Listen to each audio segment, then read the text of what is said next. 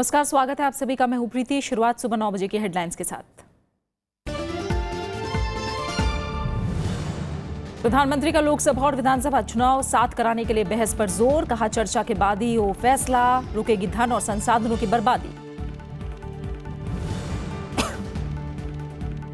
भोपाल मुठभेड़ मामले की न्यायिक जांच के आदेश। हाईकोर्ट के पूर्व जज एस के पांडे होंगे आयोग के अध्यक्ष। नई ऑडियो क्लिप से मुठभेड़ पर फिर उठे सवाल।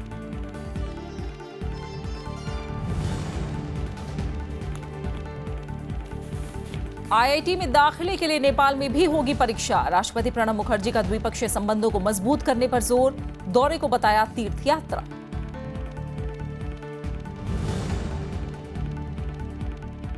राजधानी में बढ़ते प्रदूषण को लेकर एनजीटी सख्त। दिल्ली सरकार से मांगी रिपोर्ट। 5 राज्यों के साथ केंद्रीय पर्यावरण मंत्रालय की बैठक आज।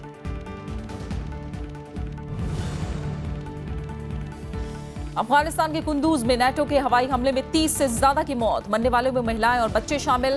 गुस्साए लोगों का गवर्नर दफ्तर के बाहर विरोध प्रदर्शन।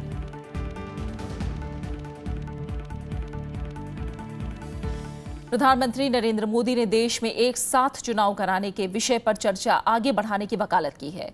उन्होंने कहा कि इस व्यवस्था को जबरन लागू नहीं किया जा सकता, लेकिन चुनाव की जटिलताओं और आर्थिक बोझ के मद्देनजर सभी पक्षों को इस पर चर्चा करनी चाहिए और इस विषय में मीडिया अहम भूमिका निभा सकता है। प्रधानमंत्री नरेंद्र मोदी ने लोकसभा और विधानसभा चुनाव एक साथ कराए जाने के लिए बहस कराने पर जोर दिया है। गुरुवार को दिवाली मिलन समारोह में मीडिया कर्मियों के बीच प्रधानमंत्री ने कहा कि अलग अलग चुनाव कराना धन और मानव संसाधन की बर्बादी है। ऐसे में जरूरी है कि इस पर बहस हो और उसके बाद ही कोई फैसला हो। व्यक्तिगत बातचीत में कहते हैं जी कुछ तो करना पड़ेगा मोदी जी। मैं भी 1-2 बार बोल दिया।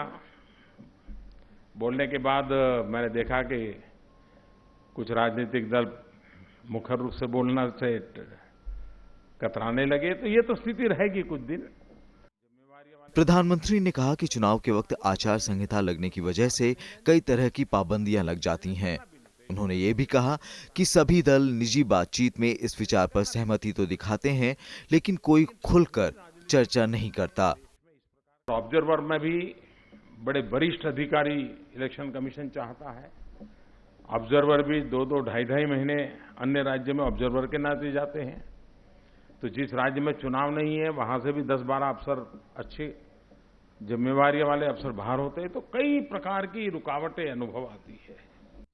स्वच्छ भारत अभियान का जिक्र करते हुए नरेंद्र मोदी ने कहा कि मीडिया की भूमिका की वजह से जन सहयोग से चलने वाले इस अभियान को बड़ी सफलता मिली है।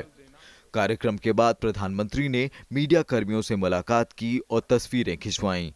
Bureau report, Rajya Sabha TV. OROP मुद्दे पर पूर्व फौजी रामकिशन ग्रेवाल की खुदकुशी के बाद पूर्व सैनिकों के पेंशन पर सियासी बहस तेज हो गई है। कांग्रेस समेत विपक्षी दल 1 रैंक 1 पेंशन को सही तरीके से लागू करने की मांग कर रहे हैं। कांग्रेस का कहना है कि वो इस मुद्दे पर खामोश नहीं रह सकती, तो रक्षा मंत्री ने तकनीकी दिक्कतों को 2 महीने में ठीक करने का भरोसा दिलाया है। 1 रैंक 1 पेंशन मुद्दे पर खुदकुशी करने वाले पूर्व सैनिक रामकिशन ग्रेवाल को अंतिम विदाई देने लोगों की भारी भीड़ जुटी। भिवानी से 20 किलोमीटर दूर छोटे से गांव बामला में पूर्व सैनिक के अंतिम संस्कार में तमाम सियासी दलों के नेता पहुंचे।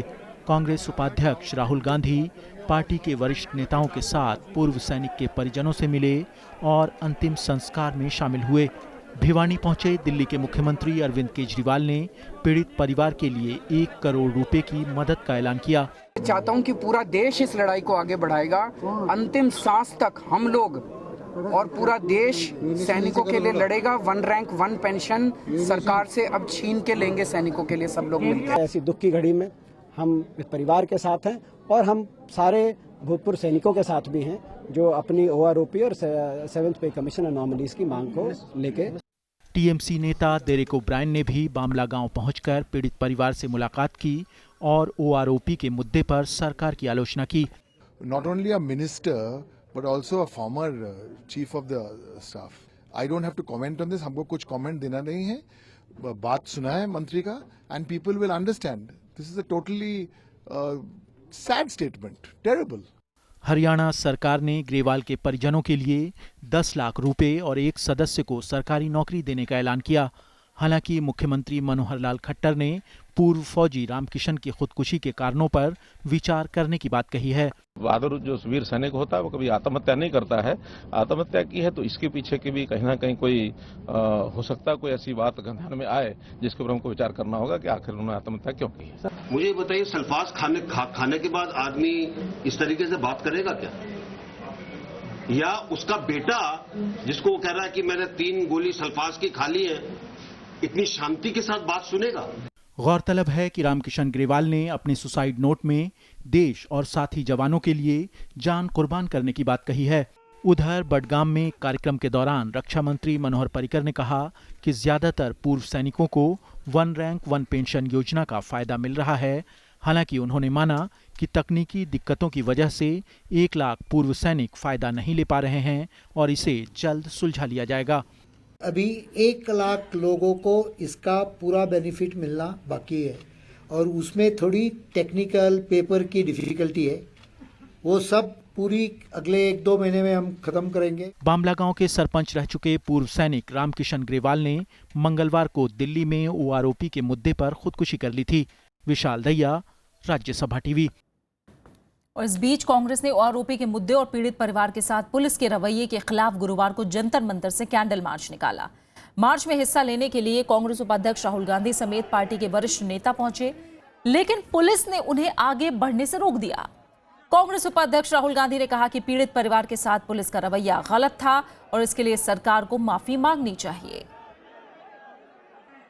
जो परिवार था उनके साथ जो कल पुलिस स्टेशन में मेरे सामने बर्ताव किया, उनको घसीट कर ड्रैग करके निकाला गया, उनको गाली दी गई उससे पहले, उसके वो बिल्कुल सही नहीं है। और जो हमारी सेना है बॉर्डर पे खड़ी है, उनको मोराल पे इसका असर पड़ता है। जीएसटी परिषद की बैठक का आज दूसरा और अंतिम दिन है। दरें तय करने में राज्यों की भूमिका पर आज विचार हो सकता है। इससे पहले गुरुवार को परिषद की बैठक में जीएसटी की 4 दरों पर सहमति बनी। जीएसटी की न्यूनतम दर 5% और अधिकतम दर 28% रखने का फैसला लिया गया है। अगले साल से लागू होने जा रहे जीएसटी कानून के तहत 4 दरों पर रजामंदी बन गई है। जीएसटी परिषद ने जीएसटी के लिए 5%, 12%, 18% और 28% की दरें तय की हैं। परिषद की बैठक में तय किया गया कि अनाज जैसी आम आदमी की रोजाना जरूरत की चीजों पर कोई टैक्स नहीं लगेगा, जबकि ज्यादा खपत वाले उत्पाद पर 5% टैक्स लगेगा। वित्त मंत्री ने बताया कि जीएसटी दर पर सारे फैसले सर्वसम्मति से लिए गए। And it was decided that food grain used by common people would be in this category. So that would be 0 rated, so that its impact in terms of inflationary pressure on common people is the least. वित्त मंत्री ने कहा कि 12% और 18% GST मानक दर होंगे। Luxury car और तंबाकू उत्पादों पर 28% की दर से जीएसटी लगेगा। इन पर टैक्स के साथ सेस भी लगेगा। डीमेरिट गुड्स या लग्जरी प्रोडक्ट्स पे लेवी कम हो वो नहीं होगा, जितना एग्जिस्टिंग अमाउंट है उतना होगा। वो एक्स्ट्रा जो देते हैं 28 से ऊपर वो सेस के रूप में देंगे, उसमें से कॉम्पेंसेशन फंड कर देंगे ताकि टैक्स पेयर के ऊपर कोई एडिशनल कॉम्पेंसेशन का बर्डन ना आए। लग्जरी सामान के सेस की समीक्षा हर साल होगी और सेस की रकम से राज्यों के नुकसान की भरपाई होगी। सोने पर टैक्स रेट का फैसला बाद में लिया जाएगा। कृति मिश्रा के साथ ब्यूरो रिपोर्ट, राज्यसभा टीवी। कई महीनों की उठापटक के बाद गुरुवार को समाजवादी पार्टी ने एकता का संदेश देने की कोशिश की। मुख्यमंत्री अखिलेश यादव की रथ यात्रा के मौके पर पार्टी के सभी बड़े नेता एक मंच पर दिखाई दिए।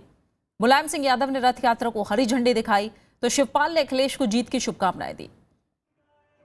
मुख्यमंत्री अखिलेश यादव के विकास रथ यात्रा को लखनऊ से रवाना करने के लिए पिता मुलायम सिंह यादव और चाचा शिवपाल यादव भी पहुंचे। पार्टी के राष्ट्रीय अध्यक्ष मुलायम सिंह ने रथ को हरी झंडी दिखाई और अखिलेश को शुभकामनाएं दी। हालांकि मुलायम सिंह अखिलेश के नौजवान समर्थकों को सीख देना नहीं भूले। इसके लिए मेरी शुभकामनाएं हैं और मैं जानता था कि ये केवल विकास तक नहीं है। मैंने सलाह दिया कि इसको विजय रश्मि करने के साथ, लेकिन उन्हें विजय बाद में रखा, विकास पहले रखा। ऐसा नहीं करना, पहले विजय और विजय के बाद विकास। अखिलेश से सार्वजनिक लड़ाई में उलझे शिवपाल यादव ने कहा कि रथ यात्रा पूरे प्रदेश में एकता का संदेश लेकर पहुंचेगी। ये यात्रा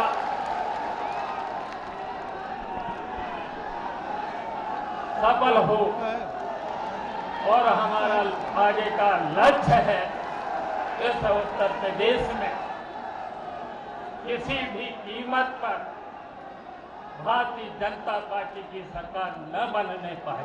समारोह की सफलता से अखिलेश भी गदगद दिखे, लेकिन वो ये कहना नहीं भूले कि कुछ लोगों की साजिश से बुरा वक्त भी आया। लोगों ने साजिश की, षड्यंत्र किया, गुमराह किया, जिसकी वजह से थोड़ा बहुत हम लोग डगमगाए हैं। लेकिन मुझे खुशी है नौजवानों पर कि जिस तरीके से नौजवान और आने वाले समय में समाजवादी विचारधारा को आगे बढ़ाने वाले लोग आए हैं, आने वाले समय में समाजवादी सरकार होगी। समाजवादी पार्टी में पिछले कुछ महीनों से अखिलेश और शिवपाल यादव के बीच वर्चस्व की लड़ाई चल रही थी। शिवपाल ने जहां अखिलेश समर्थकों को चुन चुनकर पार्टी से बाहर किया, वहीं अखिलेश ने भी शिवपाल समर्थक कई मंत्रियों की कैबिनेट से छुट्टी कर दी थी। अब 5 नवंबर को पार्टी के 25 साल पूरे होने पर कार्यक्रम होगा, जिसमें कई दलों के नेता जुटेंगे। अखिलेश यादव लखनऊ से अपने विकास रथ को लेकर निकले। उनके पिता और पार्टी के राष्ट्रीय अध्यक्ष मुलायम सिंह यादव ने इसे हरी झंडी दिखाई और चाचा शिवपाल यादव भी इस वक्त यहां पर मौजूद थे। कोशिश ये दिखाने की है परिवार एकजुट है। अब अखिलेश यादव की कोशिश है कि 2012 में जो क्रांति रथ की सफलता थी उसे इस विकास रथ के जरिए दोहराया जाए। लखनऊ में कैमरा संजय कुमार के साथ पंचानन मिश्रा, राज्यसभा टीवी। भोपाल में प्रतिबंधित संगठन सिमी के 8 सदस्यों की पुलिस मुठभेड़ में मारे जाने की न्यायिक जांच होगी। एनकाउंटर को लेकर सवालों में घिरी मध्य प्रदेश सरकार ने मामले की न्यायिक जांच कराने का आदेश दिया है। मध्य प्रदेश हाईकोर्ट के पूर्व जज एस.के. पांडे आयोग के अध्यक्ष होंगे। दूसरी तरफ मुठभेड़ से जुड़ा कथित नया ऑडियो क्लिप सामने आने से राज्य सरकार की मुश्किलें एक बार फिर बढ़ गई हैं। नए क्लिप में वॉकी टॉकी पर 2 अधिकारियों के बीच की बातचीत रिकॉर्ड है। इससे पहले घटना से जुड़े कई वीडियो भी सामने आए थे, जिन्हें लेकर राज्य में काफी सियासी गर्माहट हुई थी। और फिलहाल एक छोटे से ब्रेक का वक्त हो गया है और ब्रेक के बाद उस पार आपको लेकर दिखाएंगे लापता छात्र के मुद्दे पर लगा जेएनयू में नेताओं का जमावड़ा।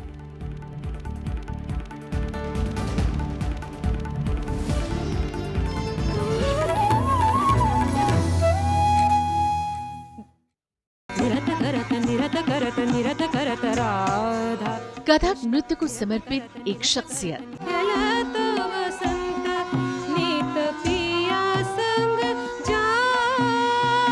जो अपने आप में एक मिसाल है। सिंध में पैदा हुई, बड़ी हुई दिल्ली में, विवाह हुआ उड़ीसा में, रहती हूँ कलकत्ता में। मिलिए शख्सियत में कथक नृत्य से जुड़ी एक अद्भुत कलाकार रानी करना जी से। शनिवार रात 10:30 बजे और रविवार शाम 4:30 बजे सिर्फ राज्यसभा टीवी पर।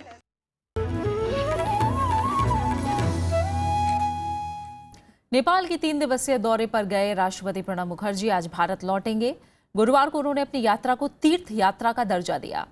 नेपाल के साथ द्विपक्षीय संबंधों पर प्रतिबद्धता जताते हुए उन्होंने कहा कि आईआईटी में प्रवेश में आसानी के लिए अब काठमांडू में भी परीक्षा आयोजित की जाएगी। राष्ट्रपति प्रणब मुखर्जी ने नेपाल के नए संविधान को लागू करने के लिए किए जा रहे प्रयासों का स्वागत किया है। इंडिया फाउंडेशन और नीति अनुसंधान प्रतिष्ठान की ओर से आयोजित एक कार्यक्रम में उन्होंने कहा कि इस प्रक्रिया में समाज के सभी वर्गों को बराबरी के स्तर पर शामिल किया जाना चाहिए।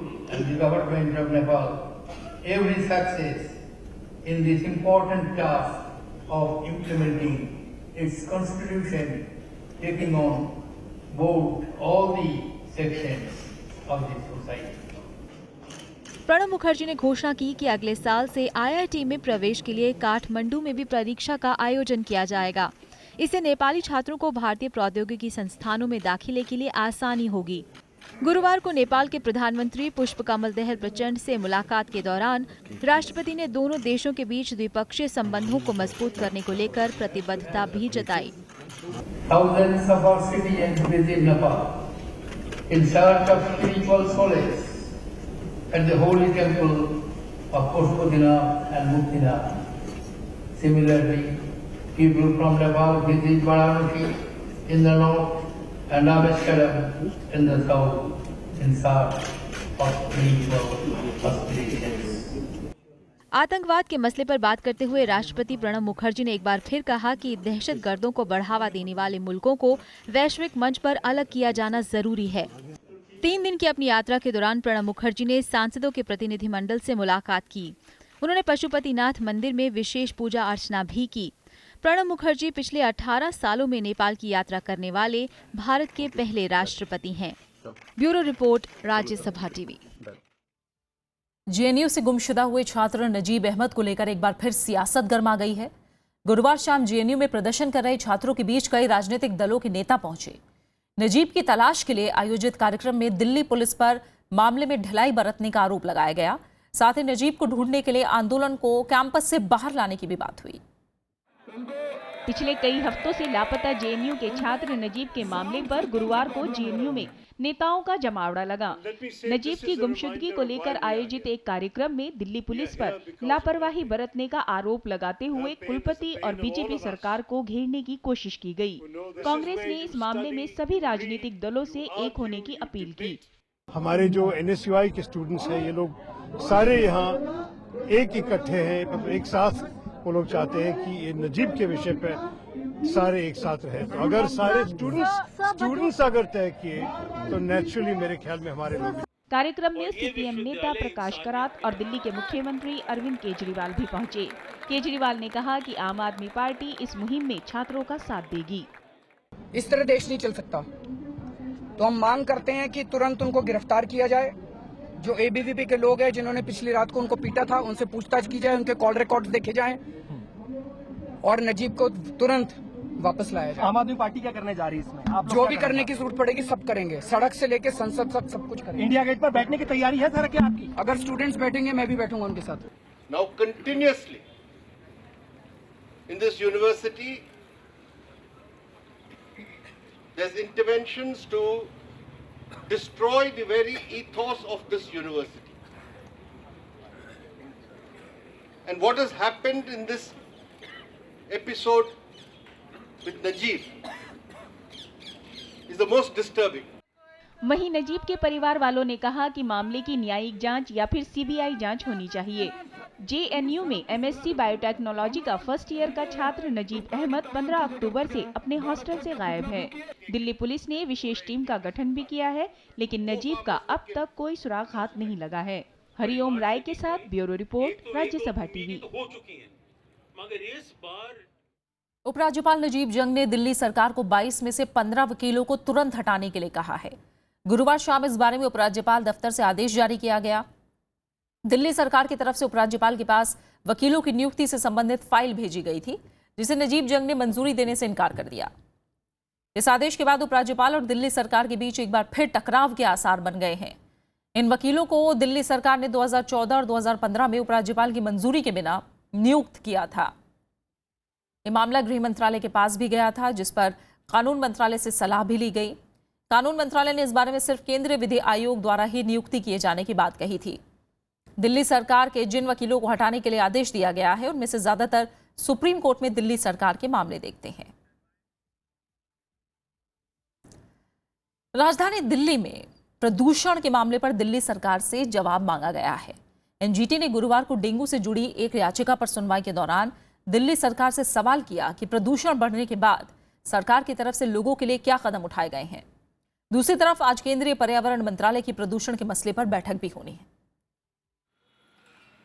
दिल्ली में प्रदूषण के बढ़े हुए स्तर को लेकर नेशनल ग्रीन ट्रिब्यूनल ने दिल्ली सरकार से रिपोर्ट तलब की है। एनजीटी ने सख्त रवैया अख्तियार करते हुए मुख्य सचिव को निर्देश दिया कि वो तुरंत ही संबंधित पक्षों के साथ इस मसले पर बैठक करे। दिल्ली सरकार को आज एनजीटी कोर्ट में स्टेट्स रिपोर्ट दाखिल करनी है। सबसे बड़ा कंट्रीब्यूटिंग फैक्टर है वो क्रॉप बन रही है, जो नासा की इमेजेस भी दिखाई हैं हमारे को। उसके अंदर पूरे पंजाब में ऐसा लगता है पूरा पंजाब जैसे चल रहा है, और हरियाणा के अंदर भी पहुंच जाता है। तो और पूरे एरिया के अंदर हवा तेज़ ना चलने की वजह से, हवा बहुत स्लो है, तो पूरा का पूरा पोल्यूशन सेटल हो गया एक तरह से। उसकी वजह से उनका कहना है कि कोई ना जो जोग्राफिकल कंडीशन थोड़ी भी चेंज होती है, थोड़ी हवा चलती है, तो ये ठीक होगा। सुनवाई के दौरान एक एनजीओ ने मौसम विभाग के आंकड़ों का हवाला देते हुए कहा कि दिल्ली के आईजीआई एयरपोर्ट पर 2 नवंबर को पिछले 17 साल के मुकाबले सबसे घनी धुंध थी। दिल्ली प्रदूषण नियंत्रण समिति के मुताबिक 2 नवंबर को हवा में प्रदूषक कण PM 2.5 का स्तर 548 mg प्रति घन मीटर दर्ज किया गया, जो मानक से 2 गुना ज्यादा था। प्रदूषण को काबू में करने के उपायों पर चर्चा के लिए आज केंद्रीय पर्यावरण मंत्रालय ने दिल्ली समेत पड़ोसी राज्यों की बैठक बुलाई है। राज्यों के पर्यावरण मंत्रियों के साथ चर्चा के बाद केंद्र वायु प्रदूषण से निपटने के लिए एडवाइजरी भी जारी करेगा। सारे स्टेट सेक्रेटरीज की बैठक करेंगे, आजू बाजू के राज्यों की। उसके बाद में मैं सारे मंत्रियों के साथ बैठ करके बात करूं, और फिर हम एक सुझाव, एक एडवाइजरी, एक रोड मैप सबके सामने रखेंगे। दिल्ली और एनसीआर में दीपावली के बाद धुंध की चादर बनी हुई है, जिसकी वजह से लोगों को काफी मुश्किलों का सामना करना पड़ रहा है। प्रदूषण के चलते दिल्ली गुड़गांव के कुछ स्कूलों को फिलहाल एहतियातन बंद कर दिया गया है। Bureau report, Rajya Sabha TV. Rashtrapati Bhavan में बच्चों के अधिकारों को लेकर अगले महीने एक सम्मेलन का आयोजन किया जाएगा। इसका आयोजन नोबेल पुरस्कार विजेता कैलाश सत्यार्थी की संस्था कर रही है। इसमें 25 नोबेल पुरस्कार विजेताओं के अलावा दुनिया भर के कई शीर्ष नेता हिस्सा लेंगे। दुनिया के इतिहास में बच्चों के अधिकारों को लेकर यह अपनी तरह का पहला आयोजन होगा। राष्ट्रपति प्रणब मुखर्जी दिसंबर में बच्चों के अधिकारों पर सम्मेलन का उद्घाटन करेंगे। इसमें बच्चों के अधिकारों से जुड़े मुद्दों पर दुनिया भर की करीब 150 शख्सियत अपनी राय रखेंगी। ये सम्मेलन 10 और 11 दिसंबर को होगा। सम्मेलन कैलाश सत्यार्थी चिल्ड्रन फाउंडेशन के बैनर तले होगा। नोबेल पुरस्कार विजेता और विश्व नेता एक जगह इकट्ठे हो रहे हैं, क्योंकि हम ये महसूस करते हैं कि तमाम सारे संवैधानिक प्रावधानों, अंतर्राष्ट्रीय कानूनों, सरकारों और तमाम सारी संस्थाओं के चलते करोड़ों बच्चे हिंसा के शिकार हैं। कैलाश सत्यार्थी का मानना है कि दुनिया भर में बच्चों के प्रति अपराध तेजी से बढ़ रहे हैं। उन्होंने कश्मीर में स्कूलों को आग लगाए जाने की भी कड़ी आलोचना की। स्कूल जलाए जा रहे हैं। बहुत ही चिंताजनक बात है कि आतंकवादी या इस तरह के जो समूह हैं, जो अतिवादी समूह हैं, एक्सट्रीमिस्ट हैं, वो बच्चों को और स्कूलों को अपना शिकार बना रहे हैं। वर्तमान में दुनिया में 16 करोड़ बच्चे मजदूरी जैसे कामों में लगे हुए हैं। इनमें से आधे से ज्यादा खतरनाक काम में लगे हुए हैं। सम्मेलन में 10 करोड़ के लिए 10 करोड़ कैंपेन की शुरुआत होगी। इसके तहत बच्चों के खिलाफ हिंसा को खत्म करने की मुहिम चलाई जाएगी। कैंपेन का मकसद दुनिया भर के 10 करोड़ बच्चों के लिए 10 करोड़ युवाओं और बच्चों को एकजुट करना है। सोनू कुमार, राज्यसभा टीवी। भारत में चीनी सामानों के बहिष्कार पर चीन ने कड़ा रुख अख्तियार किया है। चीन के वाणिज्य मंत्रालय के प्रवक्ता ने कहा कि भारत के कुछ नेता अपने निजी स्वार्थों के लिए ऐसे अभियानों को बढ़ावा दे रहे हैं। प्रवक्ता ने चेतावनी देते हुए कहा कि भारत को इसका खामियाजा भुगतना पड़ सकता है। 2015 के दौरान दोनों देशों के बीच 71.62 बिलियन डॉलर का व्यापार हुआ था। लेकिन हाल ही में चीन ने NSG में भारत की एंट्री और जैश ए मोहम्मद के सरगना मसूद अजहर पर बैन लगाने का विरोध किया, जिसके चलते भारत के कई सामाजिक संगठनों ने चीनी सामानों के बहिष्कार की अपील की है।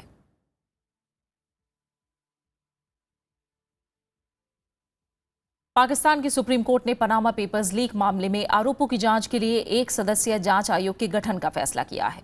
यह आयोग प्रधानमंत्री नवाज शरीफ पर लगे आरोपों की जांच करेगा। सुप्रीम कोर्ट ने सरकार और तहरीक इंसाफ से सोमवार तक जांच की शर्तें बताने के लिए कहा है। मामले की जांच अगले हफ्ते से शुरू होने की उम्मीद है। विपक्षी तहरीक इंसाफ पार्टी ने नवाज शरीफ और उनके परिवार पर विदेशों में ऑफशोर कंपनियां बनाकर अवैध संपत्ति रखने का आरोप लगाया है। पार्टी जांच पूरी होने तक नवाज शरीफ का इस्तीफा मांग रही है। हालांकि नवाज शरीफ ने आरोपों से इनकार किया है। नवाज का कहना है कि 2013 में उनकी संपत्ति का पूरा ब्यौरा सार्वजनिक किया जा चुका है। अफगानिस्तान में तालिबानी आतंकियों के ठिकानों पर नेटो ने गुरुवार को हवाई हमले किए। इस हमले में कई अफगानी नागरिकों के मारे जाने की खबर है, जबकि 25 से ज्यादा घायल हैं। नेटो का कहना है कि नागरिकों के मारे जाने की वो जांच करेगा। अफगानिस्तान के उत्तरी प्रांत कुंडूज में नाटो ने तालिबानी आतंकियों के खिलाफ कार्रवाई के दौरान हमले किए, जिसमें 30 से ज्यादा लोग मारे गए और कई घायल हैं।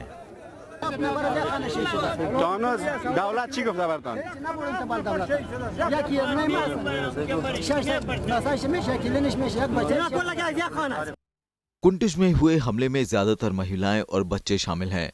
घायलों को अस्पताल में भर्ती कराया गया है, इलाज चल रहा है। अफगान सेना और गठबंधन सेना ने तालिबानी लड़ाकों के खिलाफ संयुक्त अभियान में इस घटना को अंजाम दिया। हमले के बाद गुस्साए लोगों ने गवर्नर दफ्तर के खिलाफ विरोध प्रदर्शन किया।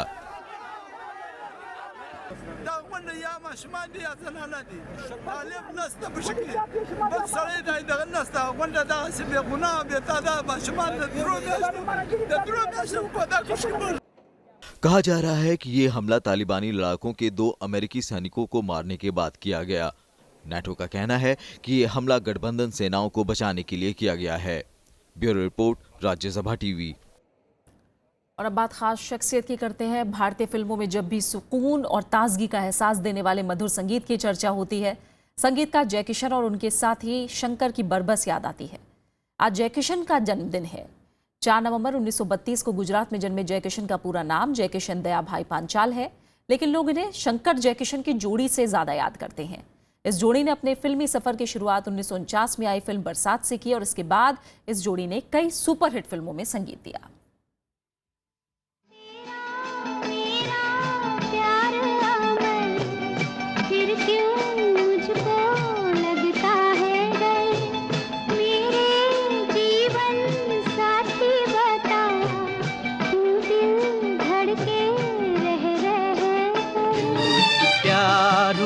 इकरार हुआ है प्यार से, फिर क्यों डरता है दिल। कहता है दिल रास्ता मुश्किल, मालूम नहीं है कहाँ मंजिल। छोड़ गए बालम, छोड़ गए बालम, मेरा प्यार भरा दिल छोड़ गए। और अब आखिर में हेडलाइंस। प्रधानमंत्री का लोकसभा और विधानसभा चुनाव साथ कराने के लिए बहस पर जोर, कहा चर्चा के बाद ही हो फैसला, रुकेगी धन और संसाधनों की बर्बादी। भोपाल मुठभेड़ मामले की न्यायिक जांच के आदेश, हाईकोर्ट के पूर्व जज एसके पांडे होंगे आयोग के अध्यक्ष। नई ऑडियो क्लिप से मुठभेड़ पर फिर उठे सवाल।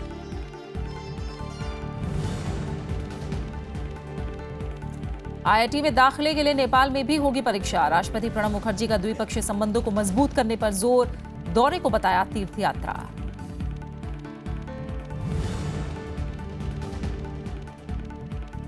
राजधानी में बढ़ते प्रदूषण को लेकर एनजीटी सख्त, दिल्ली सरकार से मांगी रिपोर्ट।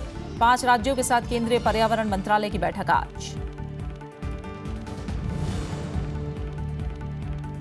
अफगानिस्तान के कुंदूज में नेटो के हवाई हमले में 30 से ज्यादा की मौत, मरने वालों में महिलाएं और बच्चे शामिल।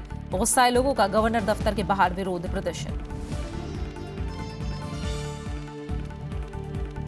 और इसी के साथ फिलहाल इस बुलेटिन में इतना ही। आगे देखिए मैं भी भारत।